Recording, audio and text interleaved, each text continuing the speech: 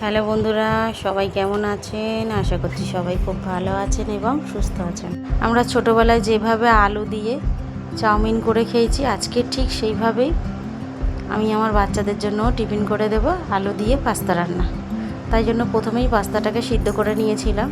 তারপরে একটা কড়ার মধ্যে কিছুটা তেল দিয়েছি, একটুখানি রসুন দিয়েছি। রসুনটাকে হালকা করে নিয়ে ওর মধ্যে আলুগুলোকে লম্বা লম্বা করে কাটা ছিল সেটাকেও দিয়ে দিলাম। এবারে দেখতে পাচ্ছেন পাস্তাটাকে সিদ্ধ করে রেখেছিলাম, নিয়ে ঠান্ডা জলেতেও ধুয়ে নিয়েছি, নিয়ে জলটা ঝরিয়ে নিয়েছি।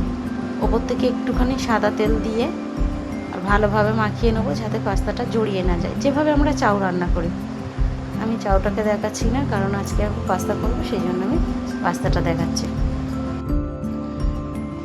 আলুর পরিবর্তে আপনারা সবজিও দিতে পারেন, তবে আমি ছোটোবেলায় যেভাবে খেতাম সেই জন্যই আজকের আমি ওইভাবেই করছি, বা এরকমভাবে আমি প্রায় করে থাকি।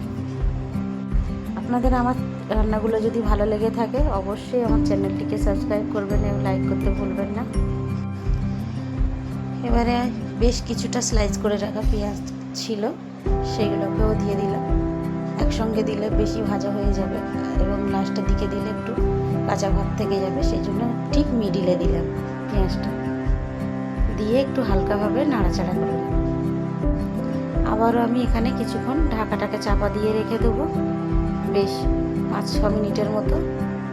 ঢাকাটাকে খুলে দেখতে পাচ্ছি পেঁয়াজগুলো নরম হয়ে গিয়েছে। এবার আমি ওর উপর দিয়ে 1 চামচের মতো হলুদ গুঁড়ো দিয়ে দিলাম।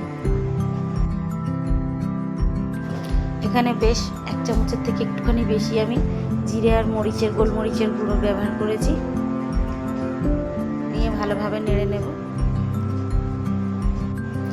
এবারে আলুগুলো নরম হয়ে গিয়েছে, আলুগুলো দেখতে পাচ্ছেন আমি একদম সাইড করে দিচ্ছি, মিডিলে একটা জায়গা তৈরি করে নিচ্ছি। ওর মধ্যে একটুখানি তেলটা যাতে নিচের মধ্যে চলে আসে। এবার একটা ডিম নিয়েছি, ডিমটাকে ওর তেলেতে ভেঙে নেব।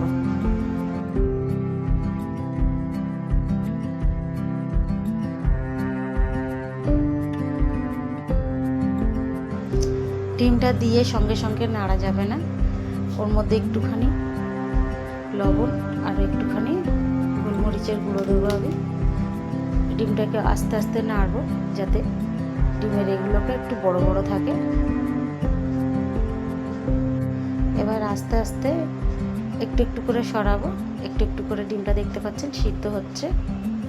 আপনারা চাইলে এখানে তেলটা একটু বেশি ব্যবহার করতে পারেন, আমি এখানে তেলটা কম ব্যবহার করেছি। এবারে সব একসঙ্গে ডিমটাকে ঘেঁটে দিয়ে ভালোভাবে নাড়াচাড়া করে নেব। আপনারা চাইলে এইভাবে কিন্তু রুটি পরোটাও খেতে পারেন, বা ওর মধ্যে সস দিয়ে পরোটার মধ্যে রোলও করে খেতে পারেন, এটা কিন্তু খুব ভালো লাগে। এবার আমি ওর মধ্যে পাস্তাগুলোকেও দিয়ে দিলাম, দিয়ে ভালোভাবে একদম উপর থেকে নিচে পর্যন্ত যাতে মিশে যায় খুব সুন্দর করে নেড়ে দেবো।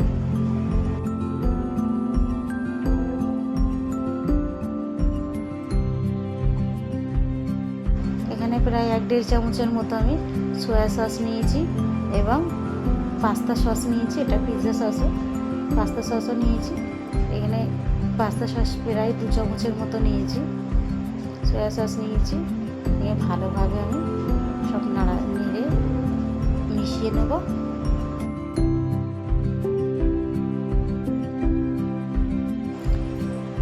এখানে একটুখানি বেশি করে টমেটো সসটাও নিয়েছি, আপনারা চাইলে এটা শেষেও দেবেন, আমি কিন্তু পাস্তা করার সময়ই দিই যাতে খেতে আরও বেশি ভালো হয়।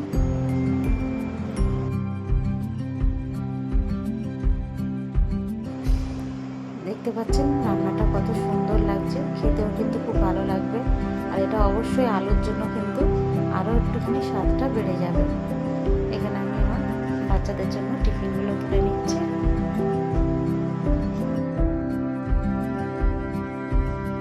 একবার হলেও আপনারা কিন্তু এইভাবে একবার বাচ্চাদেরও বানিয়ে দেবেন আর নিজেরা একবার খেয়ে দেখবেন,